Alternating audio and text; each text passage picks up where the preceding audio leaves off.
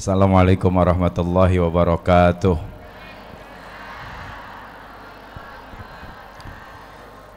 Al-Fatihah ala niyatil qabul wa tamami kulli sulam ma'mul wa iza salashan zahiran wa batinan wa ila hadratin Nabi sallallahu alaihi wasallam. Al-Fatihah. A'udzu billahi minasyaitonir rajim. Bismillahirrahmanirrahim. Ar-Rahmanir-Rahim. Maliki yaumiddin. Iyyaka na'budu wa iyyaka nasta'in. Shiratal ladzina an'amta 'alaihim ghairil Ya Rabbi bil Mustafa balligh maqasidana waghfir lana ma madha ya wasi'al karami ya Rabbi bil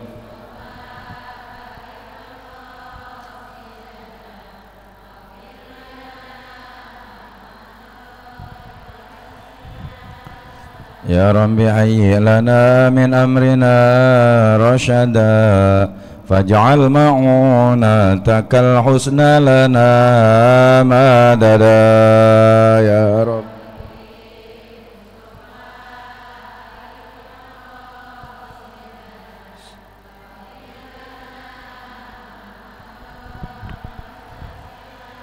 Antal alimu wa qad wajjahtu ya amali ila rajai ka wajhan sa'ilan wa yada ya Rabbi bil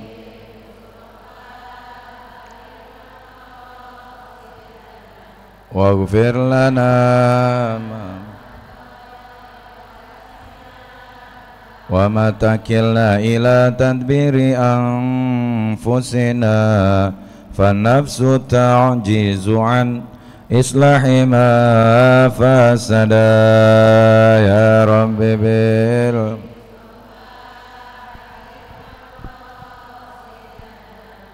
waghfir lana ma madha ila rajai thawabun anta ta'lamu faj'al thawabi dawa masitri li abada ya Rabb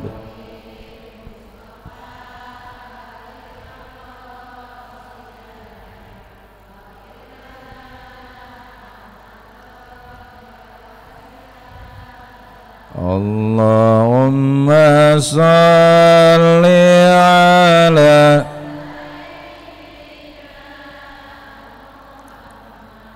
wa ashghil zalimin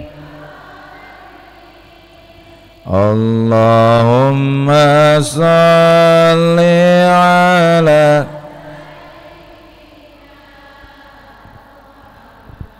wa ashghil zalimin bidh wa akhrijna min bainihim wa ala alihi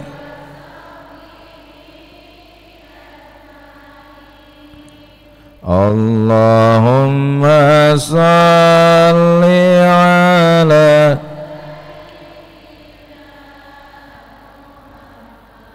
wa ashghil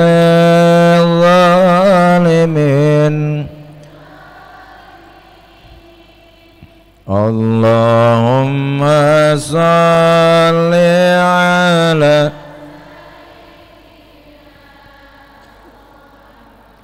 wa ashghil zalimin bidh wa akhrijna min bainihim salimin wa ala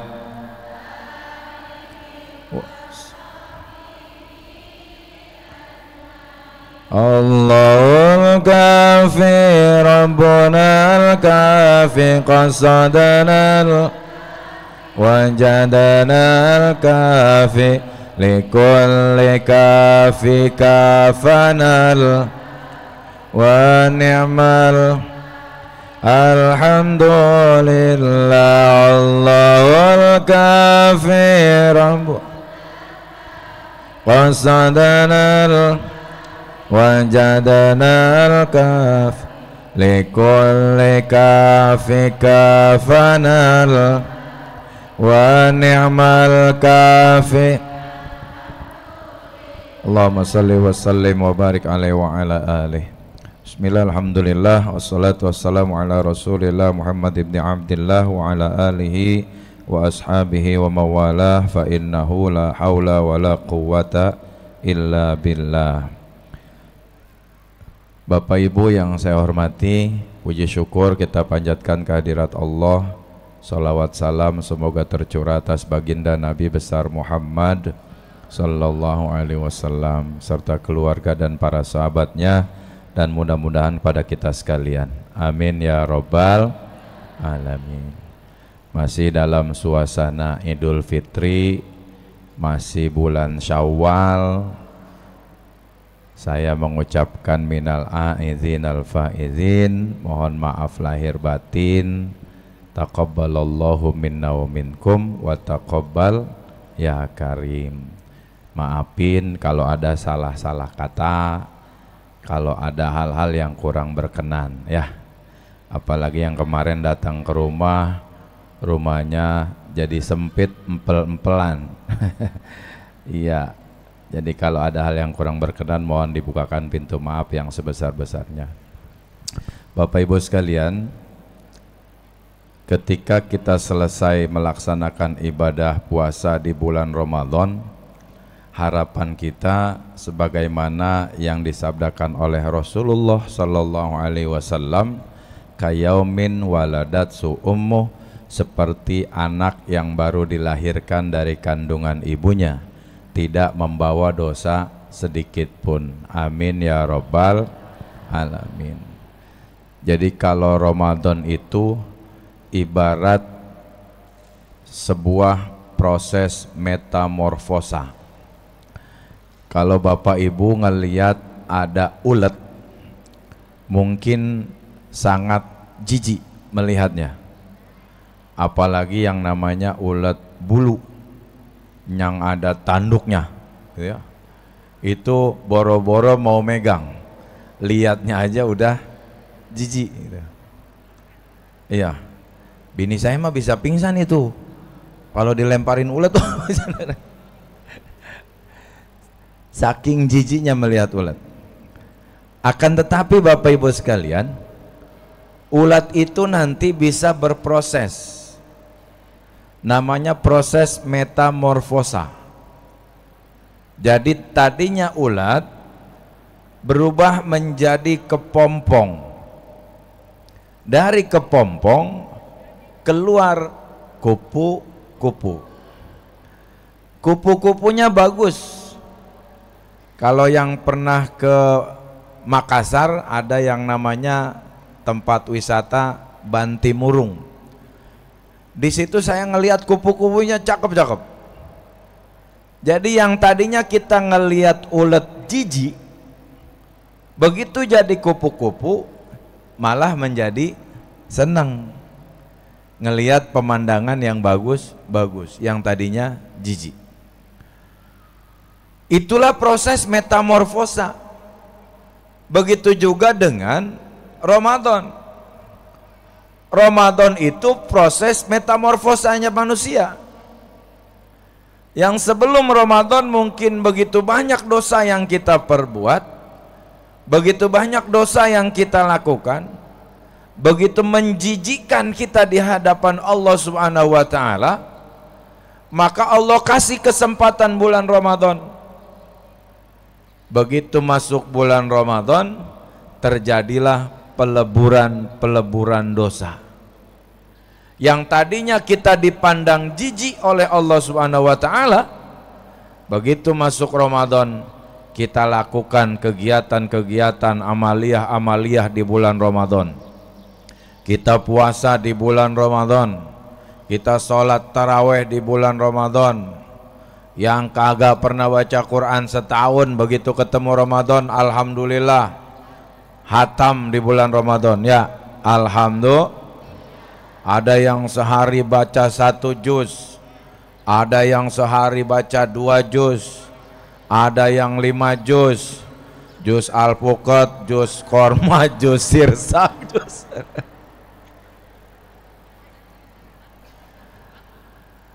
Di bulan Ramadan semua amalan-amalan dilakukan, sehingga yang seperti dijanjikan oleh Allah dan Rasulnya, amalan di bulan suci Ramadan dilipat gandakan pahalanya, amalan sunnah pahalanya jadi wajib, amalan wajib pahalanya 70 kali wajib, sedekah di bulan Ramadan dilipat gandakan hingga 70 kali lipat, dan seterusnya, sehingga pahala-pahala Ramadan itu menjadi pelebur dosa-dosa kita, dengan harapan la'allakum tattaqun kayyaumin waladatsu ummu. Selesai di bulan Ramadan kita seperti bayi yang baru dilahirkan dari kandungan ibunya, tanpa membawa dosa dan kesalahan sedikit pun. Amin ya robbal. Akan tetapi kata Nabi, ada yang harus kita ingat. Dosa itu terbagi 2. Ada dosa kepada Allah, ada dosa terhadap sesama. Hingga kata Rasulullah, atadruna manil muflis, kata Nabi, apakah kalian tahu orang yang rugi itu siapa? Orang yang bangkrut itu siapa? Kata para sahabat, ya Rasul, al-muflisu fina man la dirhamun wala mata'. Orang bangkrut itu orang yang udah nggak punya duit. Orang bangkrut itu yang perhiasannya habis. Orang yang bangkrut itu yang bekalnya udah habis. Kata Nabi, bukan itu.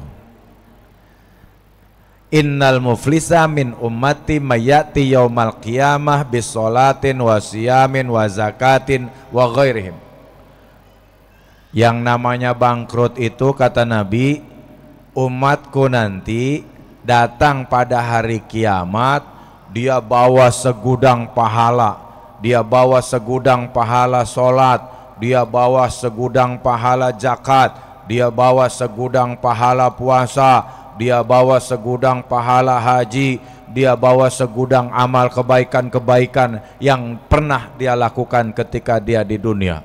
Banyak pahalanya. Wa ya'ti qad syatama hadza wa qadhafa hadza wa akala mala hadza wa safaka dama hadza wa daraba hadza. Akan tetapi kata Rasulullah, orang itu bukan cuma bawa pahala banyak, bukan cuma bawa pahala solat yang banyak, bukan cuma bawa pahala zakat yang banyak, bukan cuma bawa pahala puasa yang banyak, bukan cuma bawa pahala haji yang banyak, bukan hanya membawa pahala kebaikan-kebaikan yang banyak, tapi dia juga membawa dosa terhadap sesama manusia. Dia bawa dosa pernah mukul saudaranya tanpa sebab kebenaran. Dia bawa dosa pernah mengambil harta milik temannya tanpa kebenaran. Dia dosa pernah menyakiti tetangganya. Dia pernah membawa dosa zolim sama temannya sendiri. Dia pernah bawa dosa menumpahkan darah saudaranya sendiri. Maka pada saat itu diminta pertanggungjawaban di hadapan Allah Subhanahu wa ta'ala. Pahala yang dibawa, pahala sholat yang dibawa, pahala zakat yang dibawa, pahala puasa yang dibawa, diberikan kepada orang-orang yang pernah kita sakiti hatinya. Pahala sholat kita kasih sama orang yang pernah kita zalim kepadanya. Pahala zakat kita kasih kepada orang yang pernah kita ambil hartanya. Dan seterusnya. Sampai-sampai pahala yang dibawa itu, kata Nabi, udah habis semuanya. Sementara orang yang pernah tersakiti masih antri di hadapan kita.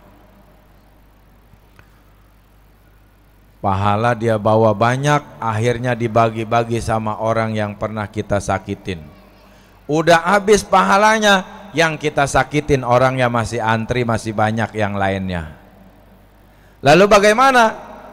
kata Nabi, maka dosa-dosa orang yang kita sakiti itu akan Allah ambil ditimpakan ke kita.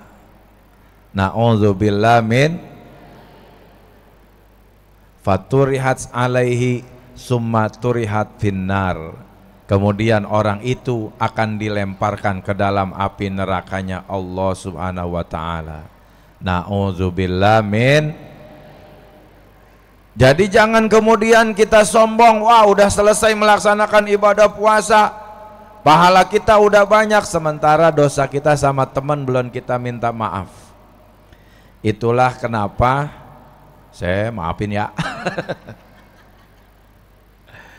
Itulah kenapa saya sampaikan kemarin sabda Rasulullah, salah satu min makarimil akhlak indallah anta'fuwa amman zolamaka wa tu'ti man haramaka wa tasila man qata'aka.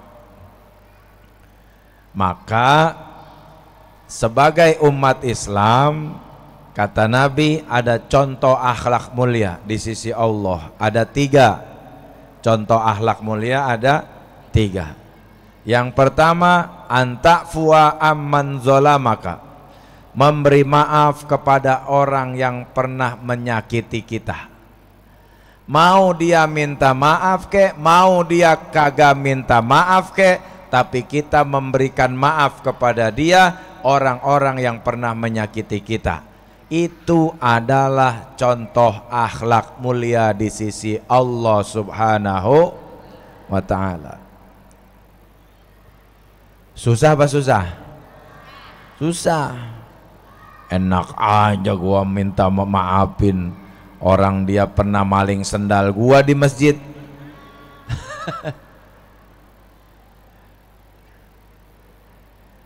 Jadi memaafkan orang sebelum orang itu meminta maaf kepada kita, itu adalah contoh akhlak mulia di sisi Allah Subhanahu wa ta'ala.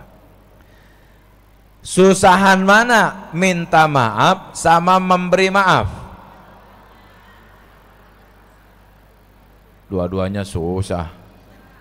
Masa udah salah kagak minta maaf?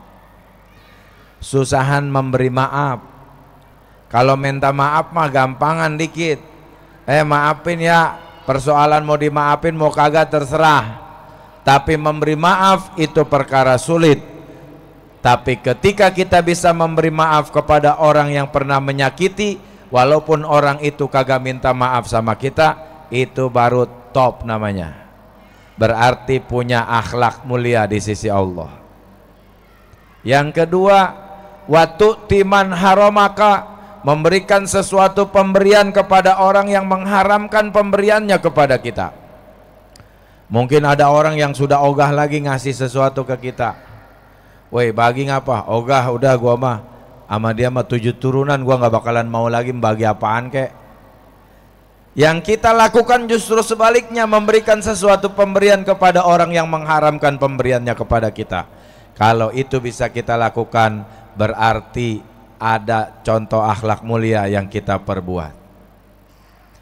Yang ketiga, watasilaman qata'aka, menyambung tali silaturahmi kepada orang yang memutuskan tali silaturahminya dengan kita. Mungkin ada orang yang udah nggak mau lagi ketemu. Mungkin ada orang yang ketika salaman sama yang lain, ketemu yang satu dia ogah salaman, dia lewatin. Ada nggak ya begitu aira? Mana orangnya?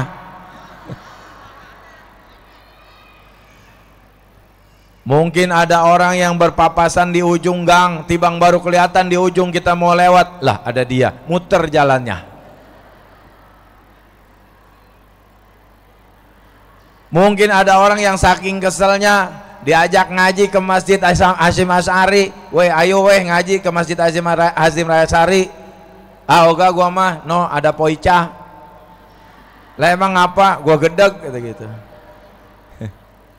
Weh kagak ada, Poica lagi pulang kampung kagak ikut ngaji. Beneran? Iya. Akhirnya dia berangkat ke masjid. Begitu nyampe bawah ngelihat ada sendalnya Poica. Dia balik lagi pulang ke rumah. Lah ngapa balik lagi? Ono sendalnya ada. Tibang sendalnya padahal mah sendal orang yang sama.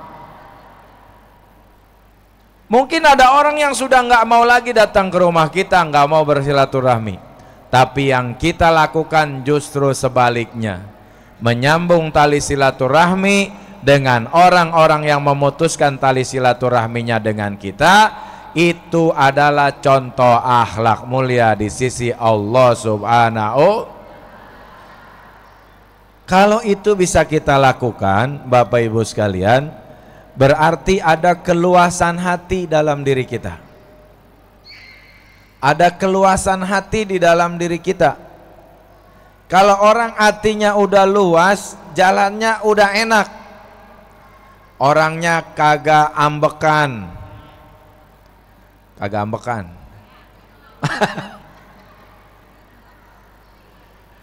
Hatinya kagak julid, kagak irian.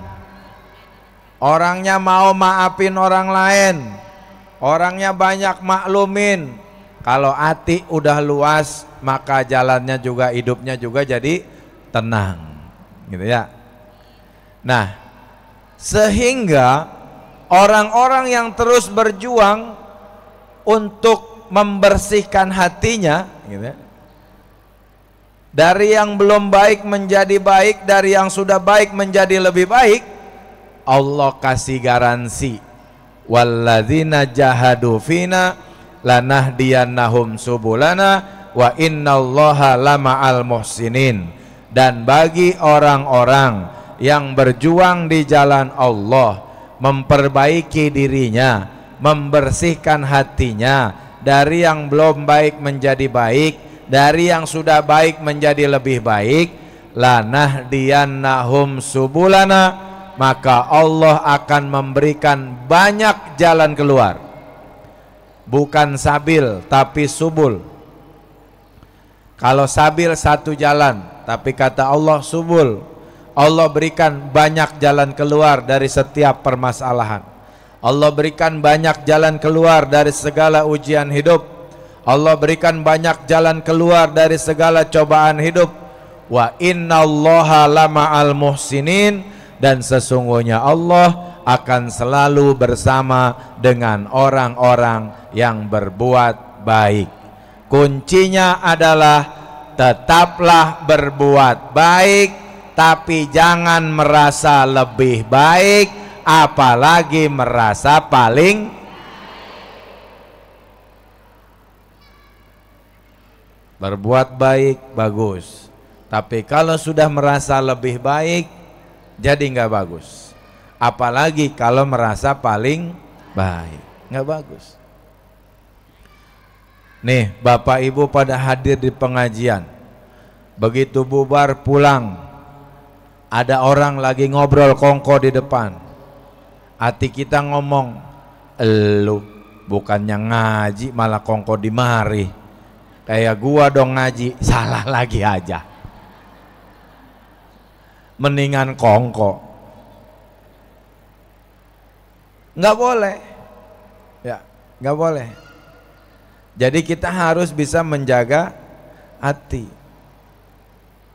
Jadi ya sudah, kalau kita tugasnya ngajak, ya ngajak. Kalau orangnya kagak mau diajak, innaka la tahdi man ahbabta. Nggak bisa, karena urusan hidayah, urusan petunjuk itu adalah urusan Allah. Tapi ketika kita melakukan kebaikan, jangan juga kemudian kita merasa lebih baik, karena belum tentu yang di luar kagak hadir di pengajian, dia dengerin di speaker, dia husu dengerin, oh iya ya, dia oh bener ya, akhirnya dia kerjain apa yang disampaikan. Sementara yang di dalam sambil dengerin tapi hatinya kemana-mana. Begitu pulang ketemu sama orang, dia bilang, lu bukannya ngaji, nggak kayak gua. Udah salah lagi aja. Ya, karena penyakit hati itu susah. Yang pernah saya contohin orang sedekah, Bu, kita sedekah 10.000 sama sedekah 1 juta, belum tentu pahalanya banyakan yang 1 juta. Bener gak? Bener. Ibu-ibu ngisi kotak amal 2.000 sama yang ngisi kotak amal 500.000, pahalanya belum tentu banyakan yang 500.000. Lah yang 2.000 mah dia kagak inget-inget, dia masukin aja 2.000, udah kagak ada inget-ingetnya. Yang 500.000 sampai 2 bulan dia inget aja. Usai gua masukin kotak amal 500.000. Diamplopin, begitu dibuka sama panitia, alhamdulillah ada amplop isinya 500.000 dari hamba Allah. Hatinya bilang, gua itu.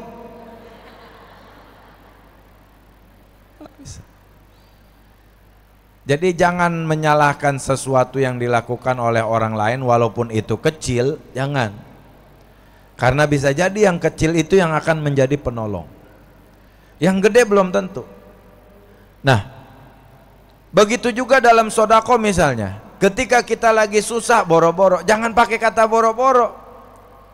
Kita punya duit 10.000, kita sedekain 5.000, cakep. Lah kalau bapak ibu punya duit 5 juta, kalau 5.000 dari 10.000 berapa persen? 50%. Kalau 10 juta 50%-nya berapa? 10 juta 50%-nya 5 juta. Sama-sama 50%. Yang satu sedekah 5.000, punya duitnya cuma 10.000, dia sedekain 5.000. Yang ono punya duitnya 10 juta, kira-kira dia mau nggak sedekain 5 juta?